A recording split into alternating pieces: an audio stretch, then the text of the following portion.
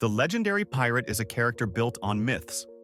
The real thing was a bizarre hybrid of disciplined accountant, unhinged lunatic, and terrible dinner guest. Their actual lives were governed by rules and habits far stranger than any movie script. We have found 33 of the most absurd, shocking, and unbelievably dumb things they actually did. Let's get into it. 1. The iconic monkey on a pirate's shoulder was far more than an exotic pet. It was a key employee in their criminal enterprise. Think of it as a furry, prehensile-tailed instrument of larceny. Shrewd pirates would train these intelligent creatures to become master pickpockets. In the chaotic symphony of a bustling port town, with its shouting merchants, sailors, and clattering carts, the pirate would create a diversion while his tiny, hairy accomplice got to work. The monkey would scamper through the crowd, its small size making it virtually invisible, and with nimble fingers it would lift purses, snatch shiny jewelry, and even pluck keys from belts. It was the perfect heist partnership. The monkey got paid in fruit. And good luck describing your assailant to the authorities when he weighs 5 pounds and is currently halfway up a palm tree. 2. Blackbeard wasn't just a pirate.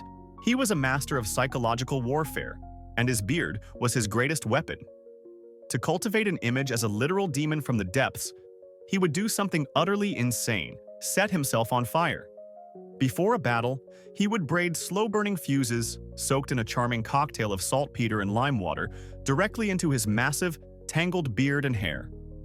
As his ship approached its victim, he would light them. The fuses would sputter and hiss, enveloping his head in a thick, choking cloud of acrid smoke, with sparks and embers glowing around his crazed eyes. Imagine you're a sailor, preparing to defend your ship, and the enemy captain storms the deck looking like his head is actively trying to achieve orbit. Most crews just threw down their weapons in pure terror. No cannonballs needed, just a man committed to his terrifying brand. 3. Life on the open sea was long stretches of crushing boredom, punctuated by moments of extreme violence. So when pirates finally made landfall, they needed to unwind, and their preferred spectator sport was a masterclass in absurdity: giant turtle racing. On some remote Caribbean beach, these fearsome outlaws would capture enormous sea turtles, drag them ashore, and place bets of stolen gold on which one would win a slow-motion race to a palm tree. The scene must have been surreal. A crowd of the world's most dangerous men, drunk on rum, screaming encouragement at creatures moving at a geological pace. The turtles, for their part, were completely oblivious, often wandering off course or just stopping entirely. It was the pirate equivalent of watching paint dry, but with a lot more yelling and gambling. 4. The infamous Calico Jack Rackham is a legend, but his end was less of a blaze of glory and more of an embarrassing drunken faceplant. When the Navy finally tracked him down in 1720, they were expecting a desperate, bloody fight to the death. What they found instead was a floating frat party. Calico Jack and his entire male crew were so monumentally wasted on rum that they were effectively unconscious. They couldn't stand, let alone fire a cannon. The only real fight came from the 2 women on board, Stede Bonnet and Mary Red, who fought with the fury of cornered tigers while trying to rally the comatose men. The pirate hunters took the ship almost without resistance, ending a notorious career not with a bang, but with the pathetic whimper of a truly world-ending hangover. 5. The cornerstone of any pirate's diet was a culinary abomination known as hardtack. This was a simple flour and water biscuit baked until it achieved the density of a building material. Its main advantage was its shelf life. It could outlast civilizations. Its main disadvantage was that it was also the perfect nursery, hotel, and graveyard for weevils. These biscuits were almost always riddled with bugs and their larvae. So what's a starving pirate to do? They developed a brilliant strategy of psychological denial. They would only eat their hardtack in the pitch-black darkness of the ship's hold. The logic was simple. If you can't see the wriggling, squirming protein supplements you're crunching on, then they technically don't exist. It was a stomach-churning but necessary solution to their perpetually crunchy food problem. 6. Not every pirate was a hardened mariner forced into a life of crime. Some were just incredibly wealthy men suffering from a catastrophic midlife crisis. Enter Stede Bonnet, the gentleman pirate. He was a rich, respected plantation owner who apparently woke up one day, decided his comfortable life was dreadfully boring, and impulsively bought a fully equipped pirate ship. He hired a crew of 70, told them he was their new captain, and set sail, despite having absolutely no idea how to sail a ship, lead a crew, or perform any act of piracy whatsoever. He was so clueless, he actually paid his men a regular salary from his own fortune. He was eventually taken under the wing of Blackbeard, who basically treated him like a rich, embarrassing nephew who needed constant supervision. 7. Pirates were pioneers of unconventional warfare, and one of their nastiest inventions was the stinkpot. This was essentially a primitive form of chemical weapon designed to cause maximum chaos and disgust. They'd take a simple clay pot and fill it with a hellish concoction of sulphur, pitch, rotting meat, fish guts, and anything else that would create a foul, choking odor. During a boarding action, they'd light a fuse and hurl these onto the enemy's deck. The pot would shatter, unleashing a blinding, suffocating cloud of pure, weaponized stench. The goal wasn't just to make the enemy sailors uncomfortable, it was to make them panic, choke, and vomit, completely breaking their ranks and making them easy targets. It was a brutally effective tactic that won battles through sheer olfactory horror. 8. Forget the simple, rugged look you see in movies. A successful pirate captain often looked like he had just robbed a high-end fashion house and decided to wear everything at once. After capturing a wealthy vessel, the first thing pirates did was raid the luggage of aristocratic passengers. This resulted in the hilarious spectacle of battle-scarred, sun-beaten men with missing teeth strutting around the deck in powdered wigs, delicate silk coats, and fancy lace cravats. It was utterly impractical for life at sea. But it wasn't about practicality. It was a flamboyant and defiant statement. They were literally wearing their success, turning the symbols of the very upper class they despised into a chaotic, mismatched uniform of rebellion and newfound wealth. 9. In an era before modern dentistry, a toothache was a form of relentless torture, especially at sea where the diet consisted of hardtack and scurvy was a constant companion. When the agonizing throb became unbearable, pirates turned to a cure that sounds more like a punishment. They would take gunpowder, mix it with a bit of water or rum to form a gritty, abrasive paste, and then rub it vigorously onto their aching teeth and gums. The logic, if you can call it that, was that the abrasive charcoal and sulfur would somehow scrub the pain away. In reality, this would have been excruciatingly painful, likely damaging the enamel and inflaming the gums even further. It was less a dental solution and more a desperate act of blasting the problem with something, anything, that felt powerful. 10. Contrary to their image as chaotic anarchists, pirate ships operated under surprisingly sophisticated business models, which included a shockingly progressive form of workers' compensation. Before a voyage, the crew would draft and sign a pirate code, or Articles of Agreement, which laid out the rules and, crucially, a detailed payment schedule for injuries sustained on the job. This wasn't a vague promise. It was a morbidly specific price list for body parts. Losing a right arm, your primary fighting and working limb, might net you 600 pieces of 8. A left leg could be worth 400, and an eye might fetch 100. This wasn't born from compassion. It was a pragmatic business decision. It ensured that every pirate fought with maximum ferocity, knowing that even a career-ending injury wouldn't leave them destitute. 11. That iconic eye patch, a staple of every pirate costume, was most likely not hiding a gruesome injury. It was a brilliant, low-tech biological hack for gaining a tactical advantage in battle. Ship-to-ship combat was a chaotic dance between the blindingly bright sun on the main deck and the pitch-black darkness of the ship's interior. By keeping one eye covered with a patch, a pirate kept it permanently adjusted to the dark. When the fight moved below deck to raid the cargo hold or hunt down hiding sailors, he could simply flip the patch to the other eye. While his opponents were fumbling around, momentarily blind, the pirate had instant, perfect night vision. It was a simple but devastatingly effective trick that gave him a killer edge in the crucial first seconds of a close-quarters fight. 1912, a pirate ship was a floating powder keg of testosterone, rum, and heavily armed men with fragile egos. To prevent their vessel from turning into a constant, bloody free-for-all, most pirate codes had a strict no fighting on the ship policy. It was a matter of workplace safety. You couldn't have men hacking at each other and potentially damaging the rigging, the hull, or other essential crew members. But disputes were inevitable. The solution was a formal, almost gentlemanly process. All personal quarrels were to be settled on the next available shore. Once on land, the two feuding pirates would be given a sword or a pistol each and told to sort it out. It was a bizarre form of scheduled conflict resolution, ensuring that all murderous rage was conducted safely off-site, away from the shared workspace. 13. When you think of pirate weapons, you think of cutlasses and flintlock pistols.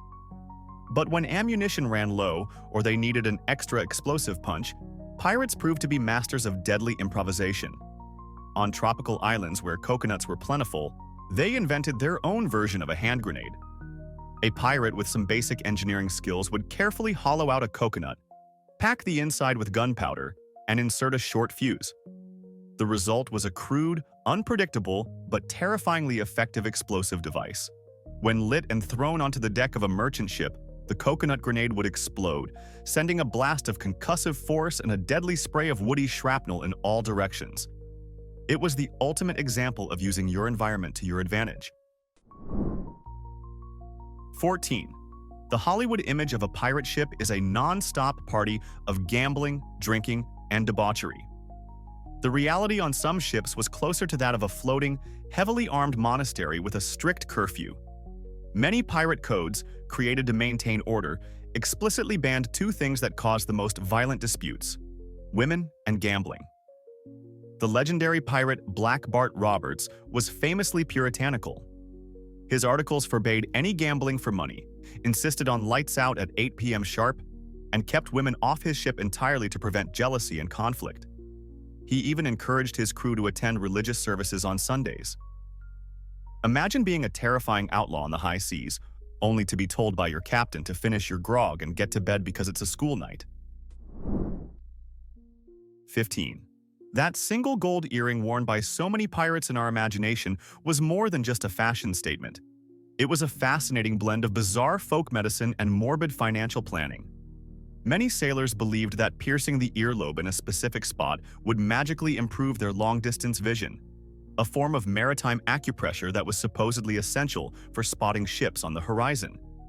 But the earring had a second, far more practical purpose. Gold was a universal currency, and the earring served as a down payment for a pirate's own funeral. The belief was that if his corpse washed ashore, the value of the earring would be enough to pay for a proper Christian burial, ensuring his soul wouldn't be left to wander. It was part superstitious cure, part afterlife insurance. 16.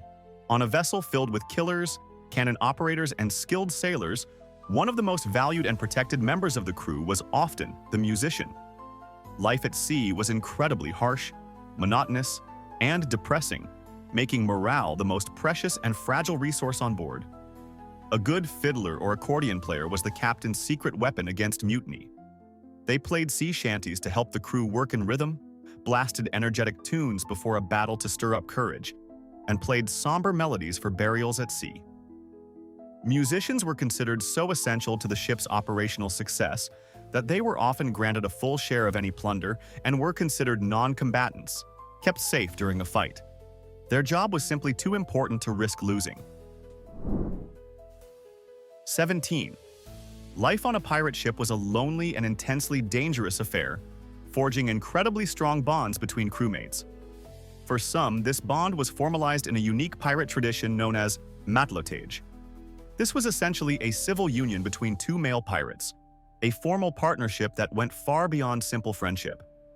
The two men would agree to share all their possessions, combine their plunder, and act as each other's primary defender in any fight.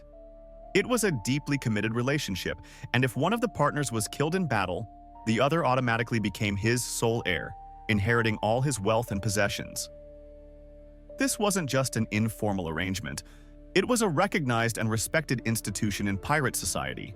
a pragmatic and powerful alliance that ensured a man always had someone watching his back in a world where betrayal was common. 18. Imagine working in the most dangerous office in the world, and your boss is a volatile, heavily armed tyrant who could legally maroon you for disagreeing with him. That was the reality for many pirates under a bad captain. So, how do you file a formal complaint without becoming the first person to walk the plank? They invented a brilliant piece of bureaucratic subterfuge called a round robin. Instead of signing a petition or list of grievances in a vertical line, which would identify the first signer as the ringleader, the pirates would write their names in a circle around the central complaint. This made it impossible to determine who signed first, creating a perfect shield of collective responsibility. It was a democratic and life-saving innovation that allowed crews to safely voice their dissent and, if necessary, organize a vote to oust their incompetent captain. 19. We think of pirate ships as floating dictatorships, ruled by the iron fist of a terrifying captain. But the truth is, most pirate ships were astonishingly democratic, arguably more so than any nation on Earth at the time. The captain was not a king. He was an elected official. The crew voted him into power, and they could vote him out just as easily. While the captain held absolute authority during a battle or a chase, all other major decisions, where to sail, whether to attack a ship, how to punish a crewmate, were put to a popular vote. Every man had a say. This system wasn't born from a lofty belief in liberty. It was a practical necessity. Pirates were a crew of voluntary outlaws, and the only way to keep such a dangerous group united was to give everyone a voice and a stake in the outcome. 20. A pirate's life and livelihood depended entirely on his weapons, and a flintlock pistol of that era was a notoriously finicky piece of equipment. It was susceptible to moisture, rust, and fouling from black powder residue. A single speck of grime could mean a fatal misfire at a critical moment. Because of this, pirate codes were obsessively strict about weapon maintenance. A pirate was expected to keep his pistols and cutlass clean, dry, and in perfect working order at all times. Failing to do so was considered a serious offense, often punishable by a flogging or a reduction in plunder. It wasn't about looking sharp, it was about survival. On a pirate ship, a dirty weapon was a liability to the entire crew, and negligence was a fast track to a watery grave. Your sword and your pistol were your most important crewmates. 21. The Jolly Roger flag was more than just a spooky decoration. It was a brilliant piece of psychological branding and a brutally effective business tool. Hoisting the black flag was a clear and calculated message. It essentially said, "We are pirates. We are professionals. Surrender now, without a fight, and we will likely take your cargo and let you live. We are businessmen, not butchers." This was their opening offer. However, if a ship chose to resist, the pirates would lower the black flag and raise a solid red one. The red flag had a much simpler and more terrifying meaning. You have refused our generous offer. No quarter will be given. We will now kill every last one of you. This two-tiered warning system was incredibly effective, convincing countless ships to surrender peacefully and saving the pirates the time, risk, and ammunition of a full-blown battle.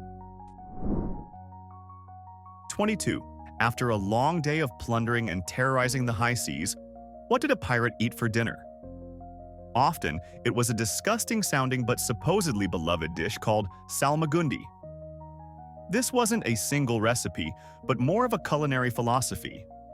Find everything edible on the ship and chop it up into a giant chaotic salad. The ingredients could include anything and everything: salted beef, turtle meat, fish, chicken, roasted hearts, hard-boiled eggs, palm hearts, onions, olives, and grapes. All of it would be diced, thrown together, doused in oil, vinegar, and spices, and left to marinate. It was served cold and was likely a riot of clashing flavors and textures. For pirates starved for variety after weeks of nothing but hardtack, this bizarre, everything but the kitchen sink stew was considered a gourmet feast. 23. The economic model of a pirate ship was high risk, high reward, and brutally simple. No prey, no pay. Unlike sailors in a navy or on a merchant vessel who received a fixed wage, pirates were essentially freelance employees working on pure commission. If a voyage was a massive success and they captured a treasure ship, every crew member, from the captain to the cabin boy, would receive a predetermined share of the loot. But if they spent months at sea and came back with nothing, then nobody got paid a single coin. This system ensured that every single crew member was fully invested in the success of the enterprise. There was no room for slackers. Your motivation was directly tied to your hunger and your desire not to return to port broke after risking your life for nothing. 24. The romantic image of pirates burying chests of gold on deserted islands and creating elaborate treasure maps is one of the most enduring myths of all time, thanks almost entirely to Robert Louis Stevenson's novel, Treasure Island. The reality is that the vast majority of pirates almost never buried their treasure. Why? Because they were not long-term investors. A pirate's career was often brutally short, and they lived for the moment. As soon as they got their share of the plunder, they would sail to the nearest pirate-friendly port like Nassau or Port Royal and immediately spend it all in a spectacular binge of drinking, gambling, and revelry.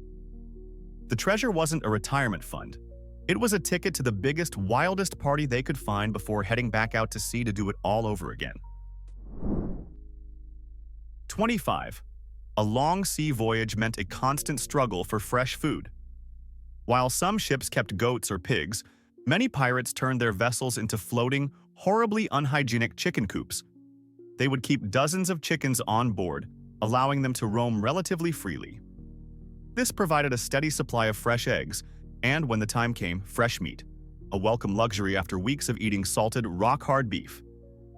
But the trade-off was a sanitary nightmare. The decks would be constantly covered in chicken droppings, creating a slippery, disgusting, and disease-ridden environment.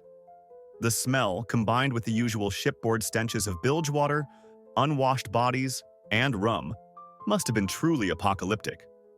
But for a pirate dreaming of a fried egg, it was a price worth paying. 26. That colorful parrot perched on a pirate's shoulder, famously shouting, "Pieces of 8?" It was probably less of a beloved companion and more of a valuable, talking piece of cargo.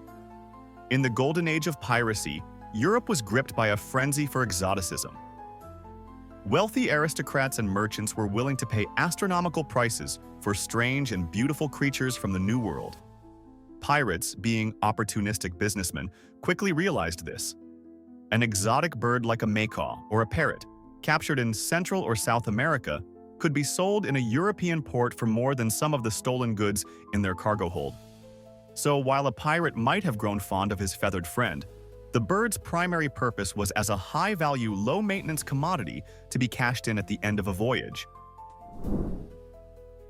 27. For pirates, the ultimate punishment wasn't walking the plank. That was actually quite rare. The most feared sentence was being marooned. This was a cold, calculated form of execution by abandonment. A pirate found guilty of a serious crime, like theft from a crewmate or cowardice in battle, would be taken to a deserted island, often little more than a barren sandbar, and left there to die. He was typically given a flask of water, a cutlass, and a single-shot pistol. The pistol wasn't for hunting. It was a final, grim courtesy. It gave the condemned man the choice to end his own life rather than slowly succumb to starvation, dehydration, and madness. It was a terrifyingly lonely and psychologically brutal fate, a reminder of the harsh justice that governed their lawless world. 28. What happened to a pirate who lost a leg in battle or grew too old to fight? You might expect them to be callously cast aside, but in some cases, the pirate community created its own unique retirement and disability system. On the island of Madagascar, a major pirate haven, sprawling, semi-organized communities known as Libertalia were rumored to exist. In these pirate utopias, a common fund was established from the collective plunder. This fund was used to care for pirates who had been maimed in battle or who were too old and infirm to continue their life at sea. It was a form of pirate socialism, a communal safety net ensuring that those who had sacrificed their bodies for the brotherhood would be looked after, living out their days in relative peace and security. 29. Pirates had an ego, and like many who live on the fringes of society, they wanted to leave their mark. When they swaggered into the taverns and brothels of ports like Nassau or Tortuga, they often engaged in a crude form of territorial marking, pirate graffiti. Using the tips of their knives or pieces of charcoal, they would carve their names, the names of their ships, or lewd drawings onto the wooden walls, tables, and support beams of their favorite establishments. It was a way of saying, "I was here." For a man whose official existence had been erased, whose only legacy might be a notorious reputation, scrawling his name onto a wall was a small act of defiance, a way to ensure he wouldn't be completely forgotten by the world he terrorized. 30. The most skilled pirates weren't just brutal fighters, they were master navigators and cunning strategists who used the ocean itself as a weapon. Some pirate captains who intimately knew the treacherous coastal waters of the Caribbean could perform an incredible feat of maritime trickery. They could lure a pursuing naval ship or a heavy merchant vessel into a specific channel or strait. By knowing the exact patterns of the tides and currents, they could maneuver their own smaller, nimbler ship in such a way that it would disrupt the flow of water, creating an artificial whirlpool or a sudden, powerful cross-current. This would spin the larger, less agile enemy ship out of control and drive it directly onto a hidden sandbar or reef, crippling it without firing a single cannonball. 31. For a brief, glorious period, pirates didn't just raid civilization, they created their own. The port of Nassau in the Bahamas became the infamous Pirate Republic, a real-life functioning anarchist state. For over a decade, this was the epicenter of global piracy, a place with no laws, no governors, and no authority other than the collective will of the most notorious pirates of the age. Blackbeard, Calico Jack, and hundreds of others used Nassau as their base of operations. It was a chaotic, debaucherous haven where stolen goods were openly traded, and pirate captains formed a loose confederation to organize their defenses and plan their raids. It was a short-lived but spectacular experiment in outlaw self-governance, a temporary capital for a kingdom of thieves. 32. One of the biggest misconceptions about pirates is that they were all rogue outlaws. In reality, many of the most famous pirates were actually legitimate, government-sponsored contractors. This was the practice of privateering. During wartime, a government would issue a letter of marque to a private ship captain. This document was essentially a license to legally attack and plunder any vessel belonging to an enemy nation. For the government, it was a cheap way to disrupt enemy trade without having to build more navy ships. For the captain, it was a chance to get fabulously rich with the full blessing of the crown. Of course, when the war ended, many privateers found they enjoyed the lifestyle so much that they simply ignored their expired contracts and carried on plundering everyone, officially becoming pirates. 33. A wooden ship was a self-contained ecosystem, and often the most dominant species on board was the rat. Rat infestations could become so catastrophic that they threatened the entire voyage. A swarm of rats could consume vast quantities of food stores, chew through ropes, and even gnaw on sleeping sailors. When fumigation and hunting failed, pirates were sometimes forced to resort to the most extreme nuclear option. They would sail to a safe harbor, painstakingly unload every single valuable item, cannons, sails, plunder, supplies, and then they would set their own ship on fire. Burning the vessel down to the waterline was the only guaranteed way to completely exterminate a truly biblical-scale rat infestation. It was a desperate, costly, and insane-sounding solution, but sometimes it was the only choice they had.